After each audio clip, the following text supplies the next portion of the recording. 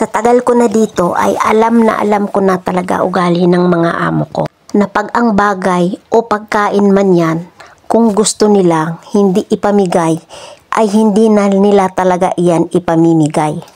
Katulad nung nakaraan, may party dito. Marami akong ginawang sweet.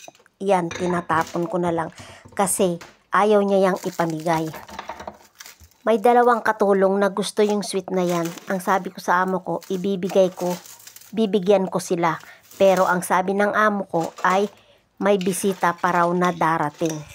Tapos itabi ko daw at kinabukasan ay may bisita pa raw. Pero wala namang dumating kaya yan nasira. Pero gustong gusto yan ng dalawang katulong nung anak niya. Pagkatapos, ganun talaga ang ugali nila. Pag ayaw nila yung bagay man yan o pagkain man yan, hahayaan nila yung mabulok. Mas mabuti pa talagang itapon nila kaysa ipamigay. Meron talaga silang ugali na ganyan. Kasi sa tagal ko na rito, alam na alam ko sa kanila kahit sa mga anak nila. Halimbawa, may pagkain, tapos para yun sa tatay niya. Hindi niya talaga ipapakain sa anak niya. Then nakakalimutan, nabubulok na itatapon din. Ganun ang ugali ng mga amo ko. Ewan ko lang sa iba, siguro hindi lahat, pero yung amo ko, ganun talaga siya. Mabait siya, pero may ugali siya na madamot.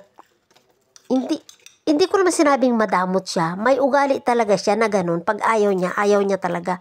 Mas okay lang na mabulok. Hindi ko maintindihan sa kanya na mas okay lang na mabulok yung pagkain kaysa ipamigay niya. Alam mo yun, ewan ko. Sa akin kasi, kung di ipamigay mo na kaysa mabulok, 'di ba? Pero sila hindi. Pag sinabi nila na wag mo talagang gagawin kasi nga magagalit sila. Sasabihin pinangungunahan sila. Ganun ang ugali nila. Tapos yung party na yan ay party pa ng anak niya. Pag may party yung anak niya, dito talaga ginaganap kasi yung anak niya may dalawang anak din, tapos dalawang katulong. Pero focus talaga yung mga katulong doon sa mga anak niya. Kaya hindi na nag-aaway pa sila kung sino maglilinis, sino magano. Tapos gumawa sila ng schedule. Ginawan sila ng schedule nung amo nila kung sino ang maglilinis tong araw na to. Kasi alam niyo, ang ibang lahi, tamad talaga at saka asahan, yung aasa ka dun sa isa, tapos parang nagpapakiramdaman kung sino maglilinis, sino maghuhugas. Ganun sila. Hindi katulad sa ating mga Pilipino, kahit mabunganga tayo, kahit kontra gusto tayo, pero nililinis talaga natin. At tinatrabaho talaga natin ang dapat trabahuin.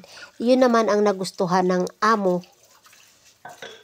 sa mga Pilipino. Dahil ang mga Pilipino nga ay hindi mo na kailangang utusan, hindi mo na kailangang susian para lang magtrabaho. Kasi yung ibang lahi ay kailangan talagang utusan, kailangan talagang mo kung anong gagawin mo. Parang disusi ba? Pero para sa akin, ayaw ko talaga ng inuutusan ako, mamaya utos, mamaya gagawin ko na